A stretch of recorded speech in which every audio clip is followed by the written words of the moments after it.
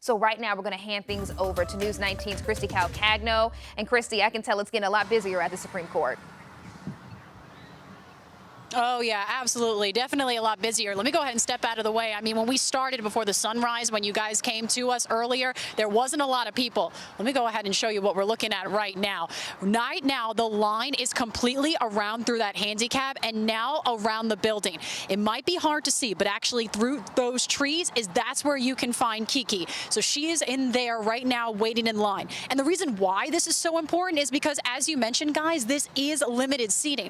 And so that means people who are standing in line and who have been standing in line since when we got here, and we got here right before 7 o'clock this morning, there is a lot of people. Now, we're talking about any attorneys who are involved, any high-profile people who are not going to be involved in this case, who just want to be listening in. As we mentioned, one of the high-profile attorneys that I was able to speak to earlier before this hearing, Joe McCullough, is, yes, waiting in that line.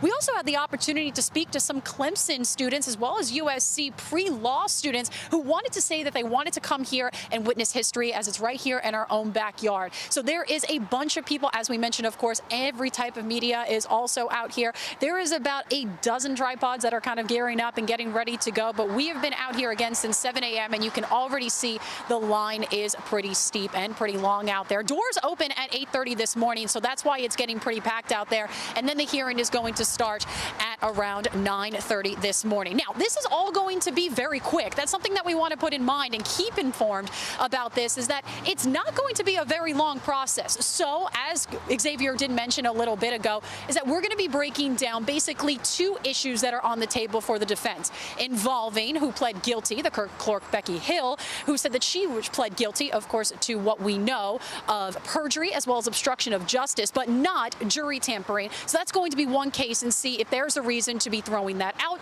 and to have a new retrial. Also, another thing is the financial crimes. Should the financial crimes have been brought up during his murder conviction? And that is going to be another argument that they're going to be arguing to see if Justice Jean Toll was, Judge Clifton Newman was going to see if that was going to be something that was brought into evidence during the murder conviction. So that's going to be what they're breaking it down on over here. Because it's a limited seating, well, it's because it's the Supreme Court. And that's why not only is there limited seating, there's also going to be limited cameras that are going to be out there as well. So that's why a lot of the cameras are going to be in here. There is going to be only one feed. So every single network is going to be seeing the same exact feed from inside the courtroom. That's why Kiki is going in there without a camera. So she'll be able to take down notes on her laptop and give us an inside look of what's going to happen. And then when she comes out after the hearing, we're going to be hearing from some press conferences on both sides about what happens and, of course, what happens next. But let's go ahead and toss it on over to somebody who I was able to talk to a little bit earlier. He's a pastor over in Marion, South Carolina. He was telling me that he has been following this case since the beginning. He said that he was in every single courtroom again since the beginning. Take a listen. Whole time. Yeah, we kept the second one. I ain't never missed one. Why? Because he hurt so many people, you know what I mean? So many people came up to me and they said, Rev, we're preaching here, the advantage he took people. A lot of folks want to come and they couldn't come. And they said, Rev, would you go and be our voice? A lot of ministers, they couldn't leave the church to go. And so I said, Lord, send me, I'll go. Just like David. When David, the whole gold liner came to kill everybody in the town, and David said, Lord, send me, I'll go. Now, you know I'm going to... Yep, you just heard from him. Let's go ahead and take another look right on out here. You can see him there with his sign out there as people are still waiting in line. And as the sun is rising, he has been hearing a couple of honked horns since we've been out here this morning, people coming up and people talking to him as well. But again, he's not the only one who wants to be inside that courtroom and just witness everything that is going on. As I mentioned earlier in this live shot, we've been hearing from USC as well as Clemson University pre-law students who just wanted to sit inside that courtroom and learn more, exactly what a bunch of media frenzies are going to be doing as well. So you can see a lot of young students who are in this line, as well as some prominent attorneys in and around South Carolina. We are going to be continuing to bring you this live coverage both on air and online at WLTX.com. But I'll be back in the next half hour to break down who exactly is going to be in the courtroom and what they're going to be hearing coming up in the next half hour. I'll send it on over back to you guys in the studio, reporting live outside the South Carolina State Courtroom. I'm Christy Calcagno. go, Christy, before you go, I want to ask you, I know you said you've been speaking with some of those USC students and different folks walking by. What are they saying out there this morning?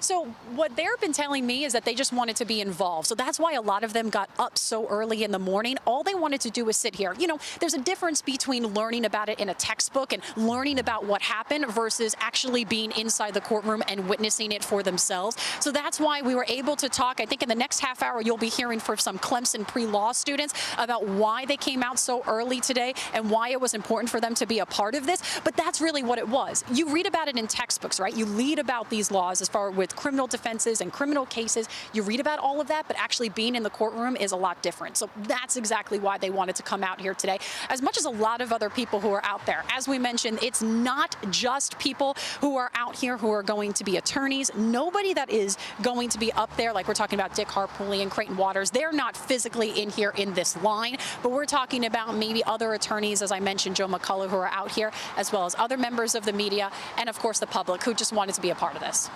And then one more quick question for you, Christy, and you talked about it a little bit earlier during our 7 o'clock show. We can't stress enough that really all eyes are going to be on South Carolina today because this is such a high-profile case. Has any more media joined you? I understand there's like a line of media. If you're driving down Gervais Street, you'll see that across from the South Carolina Supreme Court. Are you seeing more folks gather? Oh, yeah, absolutely. Ezekiel, he's our photographer right now. I'm going to actually have him right on over, pan to my left. At this point right now, you can see crews on top of crews. This is everybody lining up here.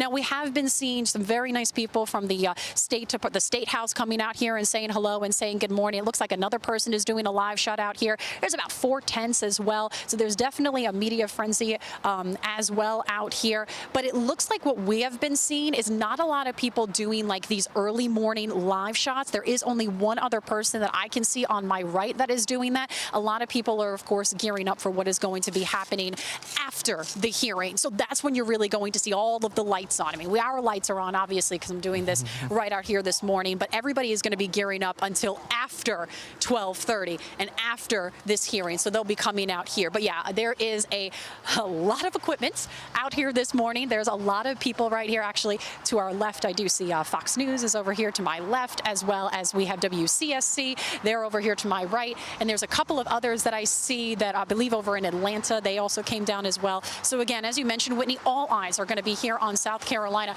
Actually, coming up in the next 10 minutes, I'm going to be going live for our sister station WYFF to kind of break down what I'm seeing as well for them. So yeah, as you mentioned, everybody's going to be wanting to tuning in, listening in, and that is why WLTX is going to be the place to get all the information. Absolutely. I was going to say that proves our name. We're on your side, covering this from beginning to end, in the middle, within, everywhere. We are on your side this morning, bringing it all down. Yeah, thank you so much, Christy.